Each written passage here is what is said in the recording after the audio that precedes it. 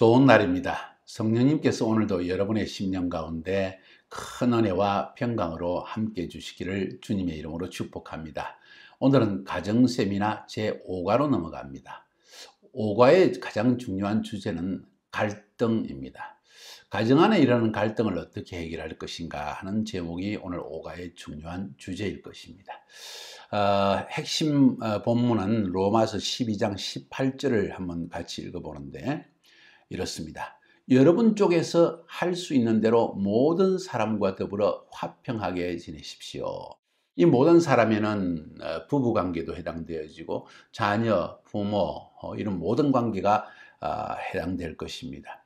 우리 인간의 본성적으로 추구하는 것은 모든 사람과의 관계 안에서 화평입니다. 평화로운 관계, 끄끄러움이 없는 관계, 스트레스가 없는 화평한 관계, 이것이 행복을 일단 제껴놓더라도 기본적으로 인간이 욕구하는 것이 바로 이런 화평한 그런 관계가 아닌가, 그런 생각을 한번 하게 됩니다. 자, 중요한 것은 우리가 화평을 원하지만 실제 인간관계 속에서 특별히 부부관계 그리고 가정관계 안에서 스트레스와 갈등이 없을 수는 없다는 것을 우리는 깨닫게 됩니다. 그래서 먼저 오늘 본문 강의를 하기 전에 여러분에게 도입 질문을 한번 드려보려고 합니다. 한번 생각해 보십시오. 가정 안에 갈등이 찾아오는 원인이 뭐라고 생각하십니까? 그리고 여러분은 그 갈등을 어떻게 해결하십니까? 한 1분 정도 잠깐 이 비디오를 멈춤으로 해놓고 한번 서로 대화를 나눠보시죠. 가정 안에 갈등이 찾아오는 원인이 뭔가? 또 그 갈등을 어떻게 해결하는가? 너 때문이야 이렇게 말할 것인가? 한번 대화해 보시죠. 자, 이제 강의로 들어가겠습니다. 먼저 서론 부분을 보게 될 때 우리 가정에 가장 필요한 부분은 스트레스 프리 라이프입니다. 스트레스가 없는 삶, 직장에서도 학교에서도 친구 관계 속에서도 어디든지 스트레스가 가득 차서 집에 오면은 좀 편안하게 쉬고 싶은 것이 바로 이 화평을 찾는 곳이 가정입니다. 그러나 실상 집으로 돌아왔을 때 화평보다는 오히려 스트레스가 쌓이고 더 갈등이 쌓인 채 아침에 힘든 마음으로 직장과 학교를 갈 때가 많은 것이 현실입니다. 그런데 여기서 우리가 알아야 될 것은 이 가정 안에서의 갈등은 피할 수 없는 부분이라는 것을 인식할 필요가 있습니다. 왜 그럴까요? 모든 인간이 죄인이기 때문입니다.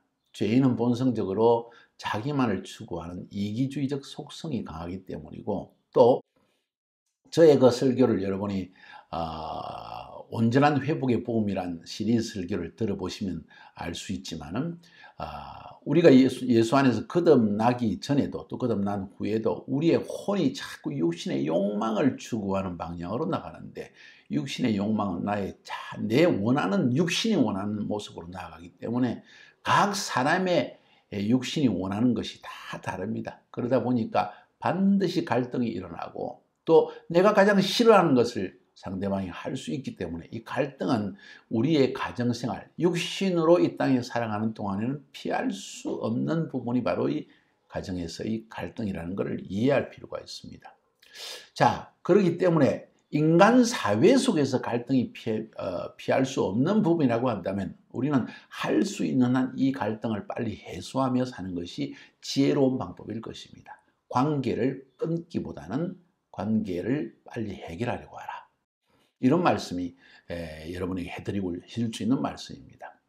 그래서 오늘은 이 가정의 갈등을 혹은 부부관계의 갈등을 해결하기 위한 4가지의 단계를 한번 알아보려고 합니다. 한번 그렇게 보시겠어요?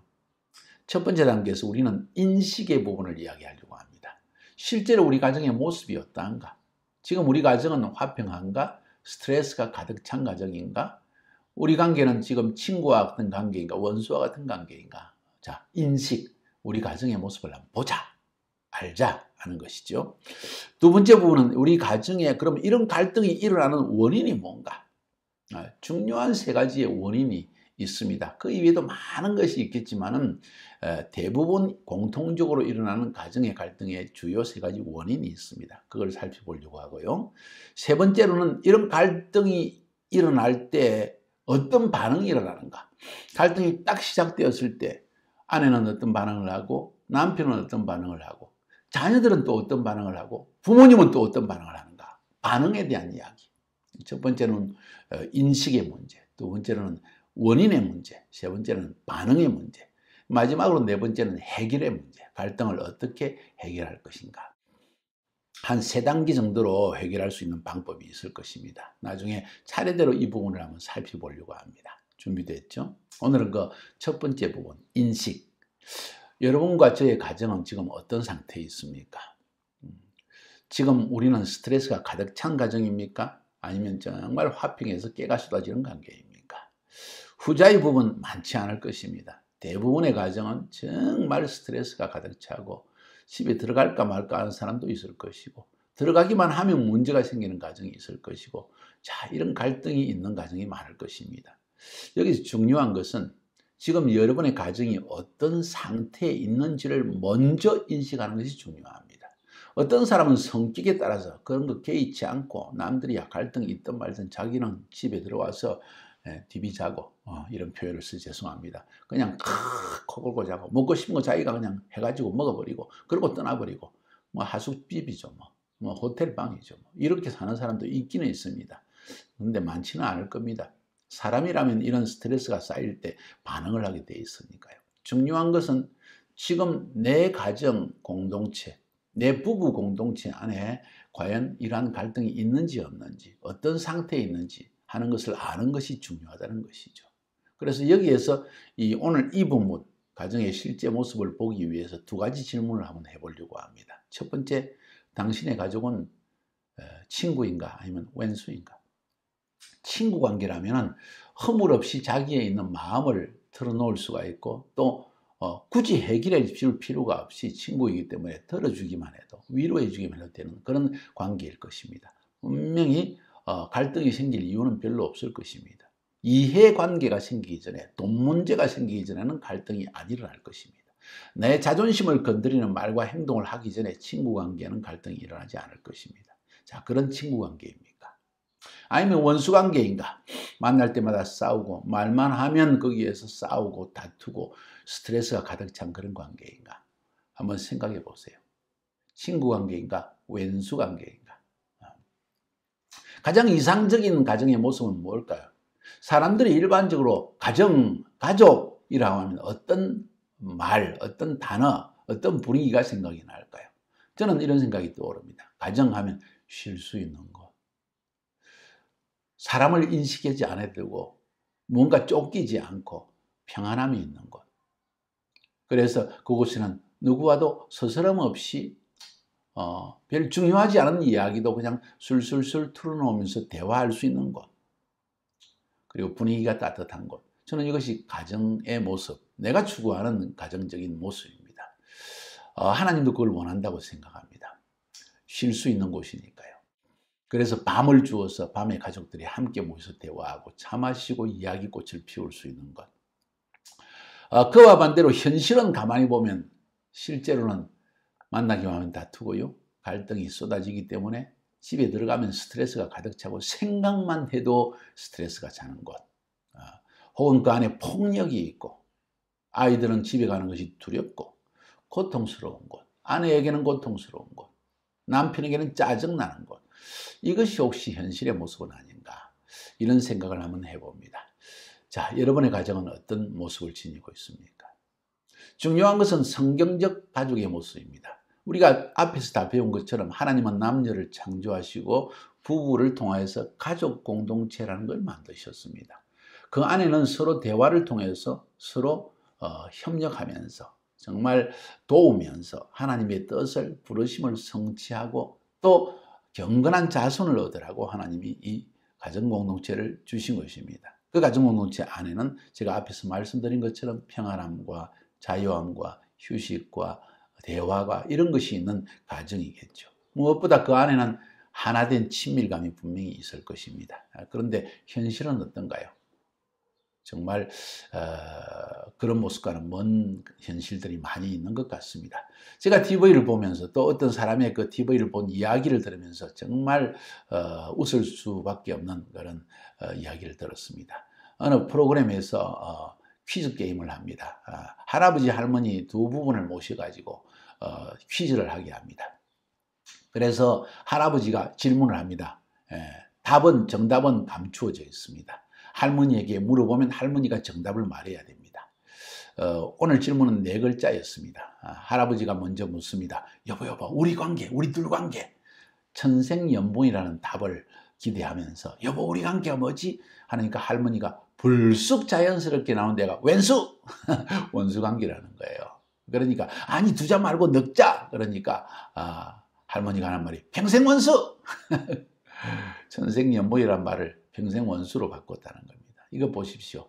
속일 수 없는 그 순간 튀어나오는 그 관계성의 모습을 보여준 정말 슬픈 이야기입니다. 근데 실제로 그 2사람만의 문제가 아니라 많은 가정이 그런 관계 속에 있는 것은 아닌가 하는 생각을 해봅니다. 중요한 것은 우리가 이 갈등을 해소하는 것입니다. 자, 또 2번째 질문을 해보겠습니다. 우리 가정의 모습을 알기 위해서 2번째 질문은 이런 질문보다는 이런 모습을 여러분에게 한번 말씀해 드리려고 합니다. 나는 너를 사랑한다. 근데 좋아하진 않아. 이게 무슨 말인가? 사랑하면 분명히 좋아하게 돼 있지 않아요? 2 남녀 청년이 사랑하게 되면 그냥 모든 것 다 잊어버리고 얼굴에 주근깨도 예뻐 보이고 밥 먹는 모습도 예뻐 보이고 다 예뻐 보이는 게 바로 사랑이 아닌가요? 우리는 그렇게 생각합니다. 그런데 마음은 굉장히 사랑하는데 실제로 내가 원치 않는 모습이 나타날 때 좋아하지는 않는 일들이 생겨난다는 것이 현실이라는 겁니다. 어떻게 생각하세요, 여러분?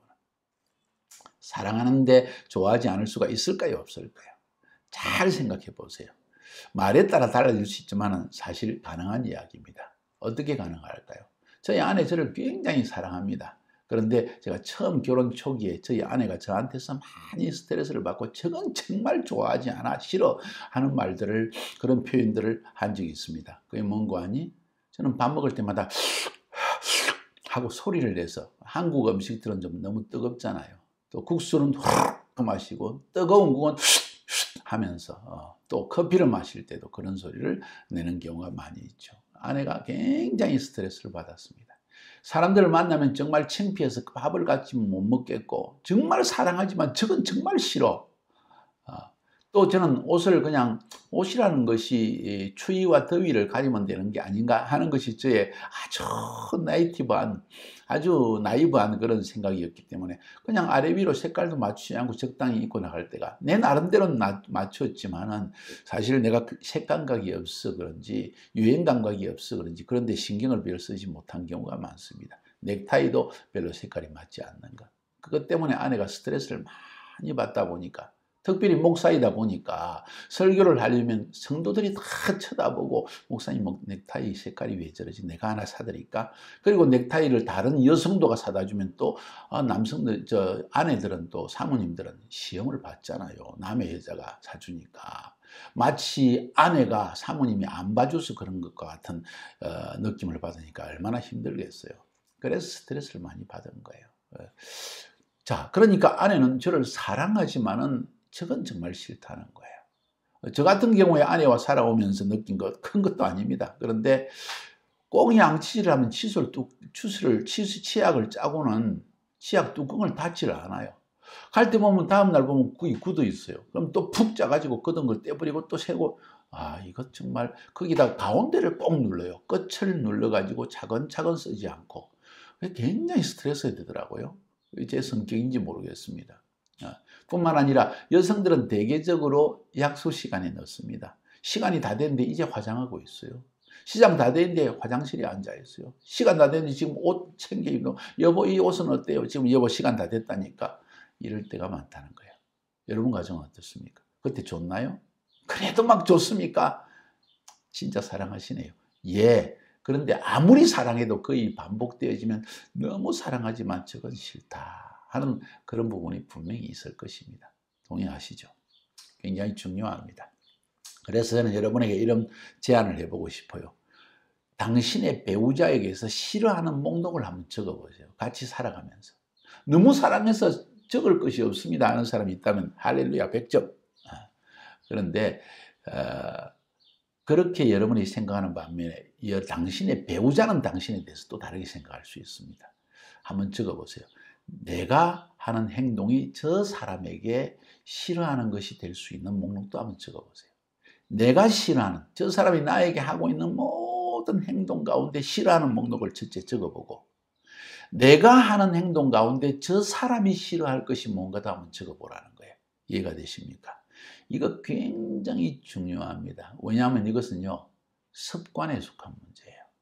대개 상대방에게 바드를 주고 스트레스를 주는 것은 습관에 속한 것이지 다른 것이 아닙니다. 의도적으로 상대방을 해치려고 하는 사람 많지 않습니다. 때때로 있긴 하지만요. 자, 그래서 중요한 것은 우리의 습관을 고쳐나가는 작업은 공동생활, 부부의 공동생활에서 가장 중요합니다. 지난 사과에서 배운 것이 뭡니까? 결혼이라는 것은 하나님께서 친밀감을 가르쳐주기 위해서 정하신 것이다. 결혼하는 순간부터 친밀감을 배워나가고 노력해서 만들어 나가야 된다는 거예요. 마찬가지입니다. 우리가 노력하지 않으면 갈등은 영원한 갈등이 될 수 있습니다. 노력하면 먼저 나의 습관과 상대간의 습관을 잘 이해하기 시작하고 또 피해주기 시작하면 대부분의 갈등의 문제를 해결할 수 있다는 거 아세요? 남자들의 경우에 여자들이 잔소리하는 걸 굉장히 싫어합니다. 뭔 잔소리를 그렇게 이렇게 말하는 대신에 내가 저 사람이 잔소리하게 늘 습관적으로 반복하는 나쁜 행동이 무엇인가? 혹은 나쁘지 않고 죄는 아닌데도 상대방에게 굉장히 바드가 되게 하고 스트레스가 되게 하는 그런 습관이 있는가? 한번 생각해 보는 것은 어떻겠어요? 좀 다른 문제가 아닙니까? 이렇게만 되어도 우리 간에 있는 모든 갈등은 대부분의 문제가 많이 해결할 수 있다는 것입니다. 자, 하나님은 여러분에게 독특한 짝을 주셨습니다. 세상에 70억의 인구 가운데 유일한 한 사람을 주신 거예요. 얼마나 독특하겠어요? 그러면 이 독특한 짝과 함께 살아가기 위해서 여러분은 어떻게 해야 됩니까? 배우자를 바꿀 수는 없습니다, 여러분. 당신 자신을 바꾸는 게 훨씬 빠르다는 걸 여러분이 알아야 됩니다. 어떻게 생각하세요? 내 아내를 바꾸는 것, 내 남편을 바꾸는 것보다도 나를 바꾸는 게 훨씬 빠르다는 거예요. 나의 자아를 깨뜨리고 나의 독립성을 깨뜨리고 함께 사는 삶을 노력하는 것이 더 빠르다는 거예요. 그러기 위해서는 나의 모든 행동, 행태, 말의 습관 이런 것을 살펴볼 필요가 있습니다. 부부관계, 가족관계는 아무리 어려운 관계라도 하나님께서 영원한 상급, 영원한 유업을 함께 받을 존재로서 만들어 놓았습니다. 그래서 여러분 한번 지금 이 시간에 첫 강의를 들으면서 하나님께서 왜 저 사람을 나에게 주셨을까? 합리화의 선을 위해 주셨고 나에게 유익되기 위해 주셨다면 그렇다면 저 사람의 이런 행동들은 왜 나에게 바드가 되어질까? 혹시 내가 바드를 주는 것은 없을까? 하면서 나 중심이 아니라 하나님 중심으로 상대방을 바라보는 그런 시간이 되는 것은 어떻습니까? 한번 그런 시간이 되기를 바랍니다. 오늘 강의 중에 여러 가지 질문을 던졌는데 한번 목록도 작성해보고 싫어하는 목록 또 내가 상대방에게 싫게 하는 목록 이런 것도 적어보시고 우리 갈등의 원인이 뭔가를 한번 돌아보는 그런 시간 됐으면 좋겠습니다. 승리하시기를 주님의 이름으로 축복합니다.